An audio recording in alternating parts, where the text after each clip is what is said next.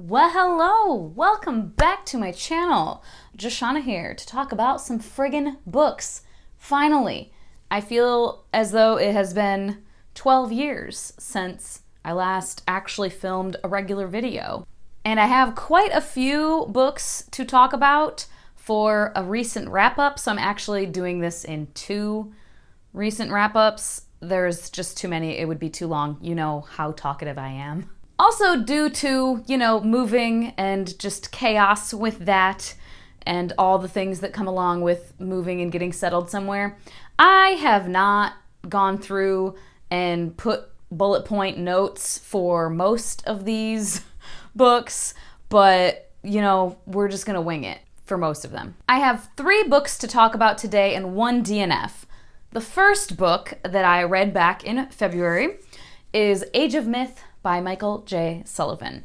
I did talk about this in the live show for the Legends of the First Empire read-along. So if you want my more in-depth thoughts, feel free to pop over to that video. This is adult epic fantasy. We are in the land of Elan. I have not listened to the audiobook. I'm not exactly sure how that is supposed to be pronounced. There are Frey, which are basically kind of like a fae being.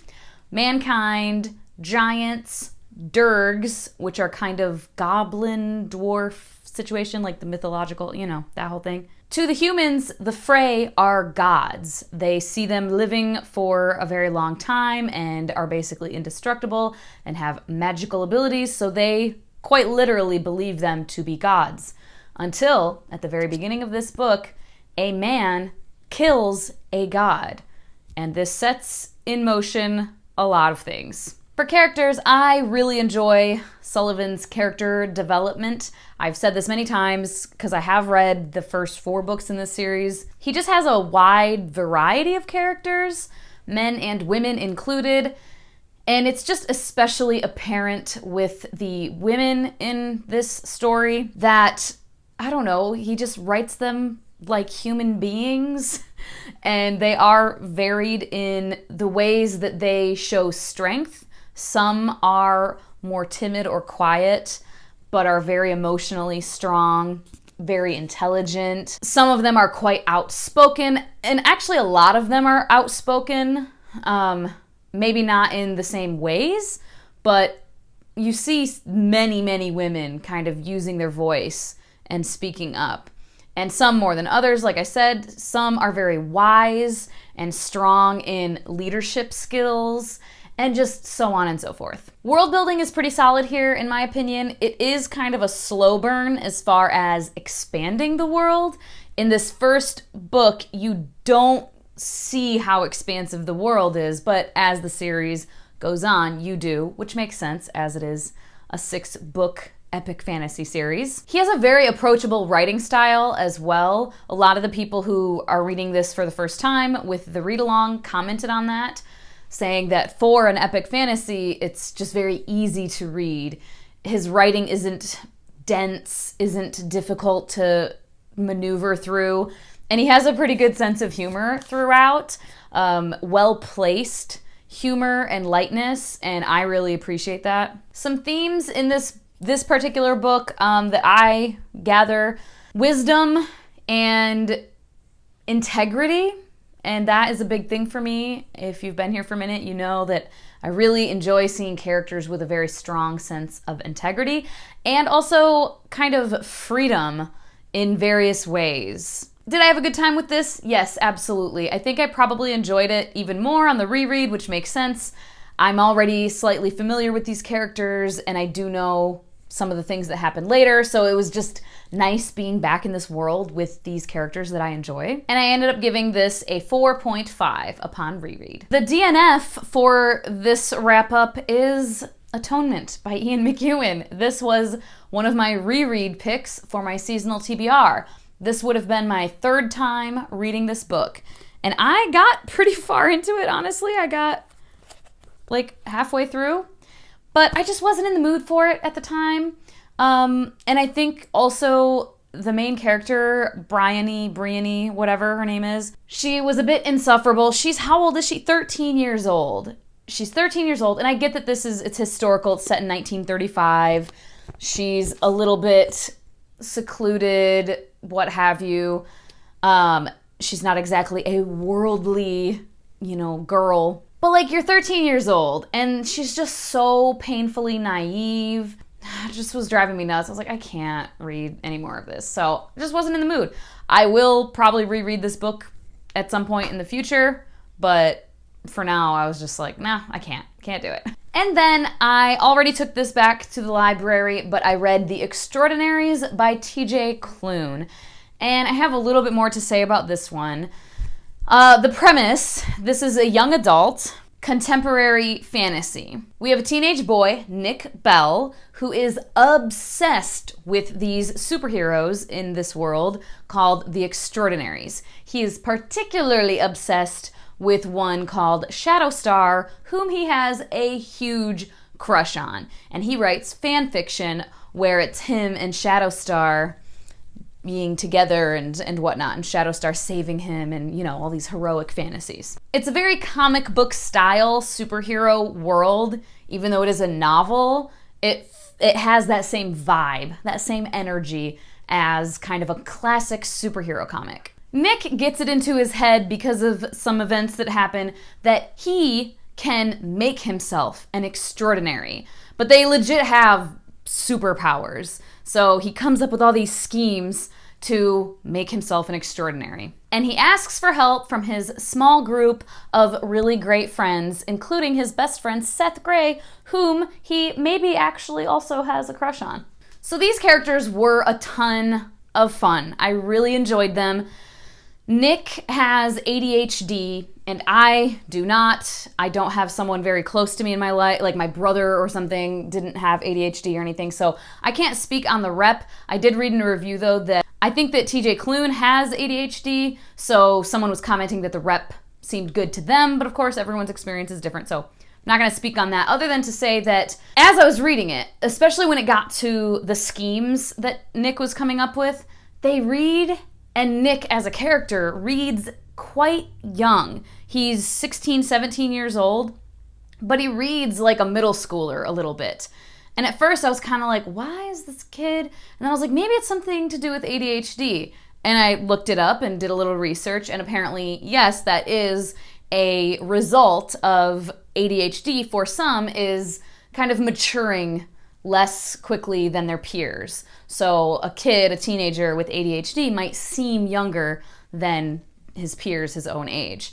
And that was definitely the case with Nick. I think it would have bothered me, which feels rude to say, like, oh, your ADHD would bother me. That's not what I'm saying. But, it's just frustrating to see someone doing, his schemes were just truly ridiculous. Like, dude, what? Why would this work? And it would have been a little bit like, oh, kid, stop doing this, because just the repetition of it. But his friends were, I thought, so great, because when it came to these wild schemes that really made no logical sense, they were so gentle with him, and they would kind of hear him out and be like, okay, you want to do what now? And they would kind of gently push him back to reality without being like, Nick, this is dumb as all hell. What are you talking about? They'd kind of be like, poking holes in his plan. Like, well, don't you think this might happen though if you do that? Or don't you think maybe you'll get arrested and maybe that's not the best and perhaps you should do something else? And it was just really sweet, and I really liked that dynamic. So even though he kept coming up with these ridiculous plans, and I think normally that repetition would annoy me, it was just really sweet every time, seeing how his friends kind of navigated it. They understood why he was being so hyper-focused and obsessed with this plan and coming up with ridiculous stuff, and they wanted to just, hear him out and not be mean to him, but be like, dude, maybe not a great idea. And Seth Grey, Nick's best friend, is just so adorable. Oh my good God. And TJ Klune does this thing, and I noted this in House in the Cerulean Sea. I talked about this. So cute. And this must just be a thing that TJ Klune personally does or enjoys.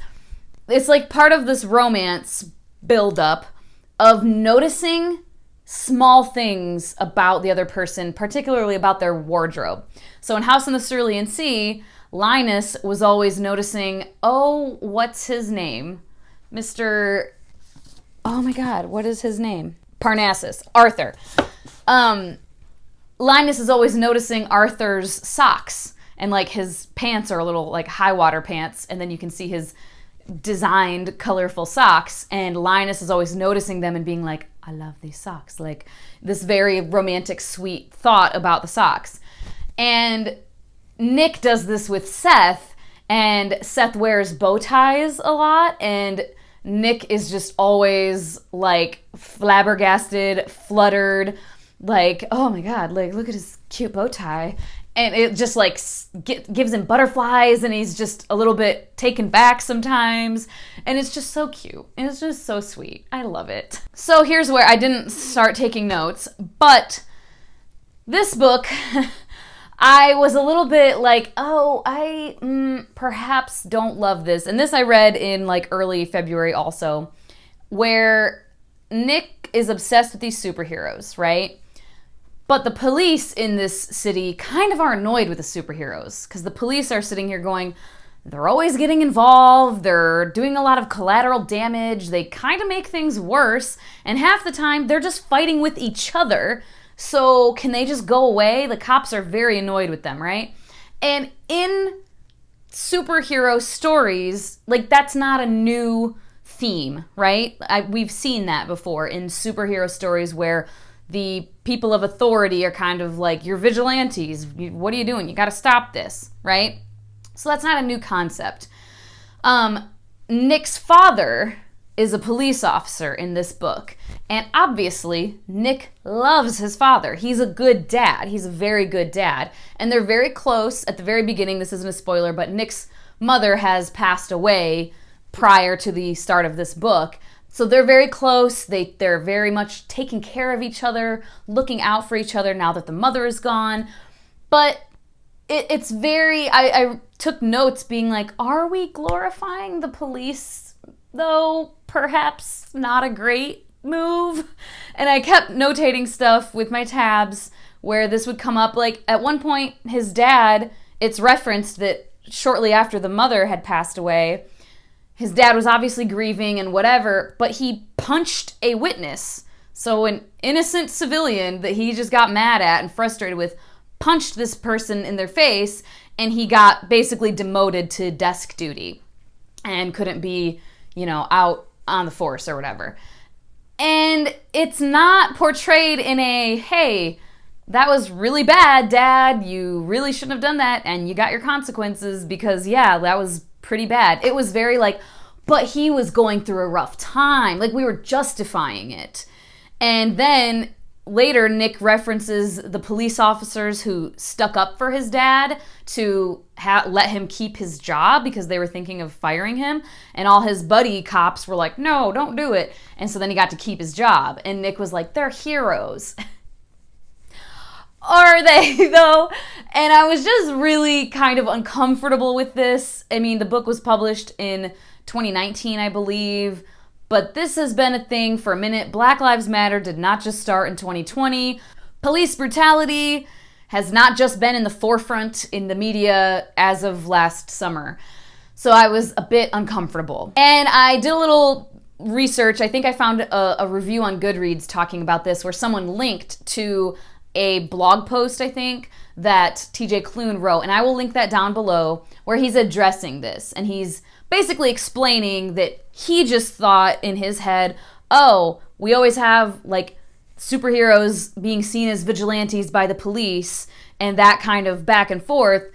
It'd be interesting to put a character in the middle of that with their father whom they love, and then these superheroes that they're obsessed with. I thought that'd be cool. And he basically was like, yeah, not the best move probably to have done that. And he did say that in future works, because the second book is being published this year, and when he posted this blog post, I think he said the book was done, but him and his editor still like had time to go through it, and they were going to address this and correct it. So I will probably pick up the second book to see, and I don't know if it's going to be a duology or a more continued series, I'm not really sure. I want to check it out. I want to give him the benefit of the doubt that he will, fix it according to, my level of being uncomfortable with it. Maybe it wouldn't be uncomfortable for other people, but it was very much, it felt like police propaganda, kind of. And with the things going on in the world, and it is a fantasy story, of course, it's fiction, but it's like basically urban fantasy, contemporary fantasy. It's in a world that is basically our world, but with superheroes and different names of cities. So at any rate, I will definitely check it out, check out the next book, because I really enjoyed this one quite a bit as far as the characters and the writing. And the story was fun. Like I said, it was a little bit cheesy in parts, but because it's like a comic book superhero vibe, it didn't bother me. It felt like it was supposed to be that way, if you know what I'm saying. Like it matched the genre for me. But I did give it a little bit lower of a rating than I would have because of the glorifying the police and glorifying police, abusing their power. Not great. So I ended up giving this 3.25 pushinicorns. Still a solid score because, like I said, I really enjoyed the writing and the characters. But definitely, keep that in mind if you do plan on reading this story, that will be a thing. Next up, I read a very short novella by Nicole Reese, and I'm so sorry if Nicole sees this. I've been internet friends with Nicole for years, and I know I asked her once if I was saying her last name correctly, but now I can't remember, because I can't remember if it was Rice or Reese. I don't know. I'm very sorry, Nicole. But she has a series of novellas called Holiday Shorts, and I guess I don't know if they're novellas or short stories. She did just release a novella, Key to Your Heart, and that one sounds really interesting. I just don't really read mysteries a whole heck of a lot, but it was right around Valentine's Day, and this one is called Chocolate Covered Murder, and it is a Valentine's Day murder mystery, cozy mystery novella short story. We have our main character who is going to this singles weekend that I believe one of her friends had. Yeah, her friend goes like every year, but couldn't go this year for some reason. I can't remember now. It was in like mid-February that I read this. Sorry. And so she goes in her place because her friend is like, I don't want this to get to stay at this nice hotel. Like, go do it. And she's kind of like, all right. And then this guy who also goes kind of against his will. I think someone won it. At any rate, both of them are there kind of not really wanting to be there, but just going along with it. They meet, they like each other, but then a dead body shows up. And pretty quickly, because it's short, they got to figure out who done it. So it's a little whodunit, closed circle, murder mystery, cozy mystery. And I had a fun time with it. I thought the main character was fun, and her characters, anything I've read from Nicole, her characters are always very dynamic. They feel very authentic and real, like they come alive on the page. So that's always enjoyable, even if the genre isn't exactly my favorite or something I'm well versed in. And her Key to Your Heart novella, if you want to check that out, I'll have her website linked down below as well, where you can order her books, ebook, and I think print as well for most of them. But yeah, if you want to kind of check out a little bit of her work before diving into something slightly longer, any of these shorts, the holiday shorts, would be a good place to start and check it out. I gave this 3.25 pushinicorns. And there we go. Those are the books to talk about for now. Pop a comment down below if you've read any of these or have any thoughts on anything that I said. And as always, thank you so much for your time. Hope you guys have a wonderful day, and I will talk to you later. Bye-bye.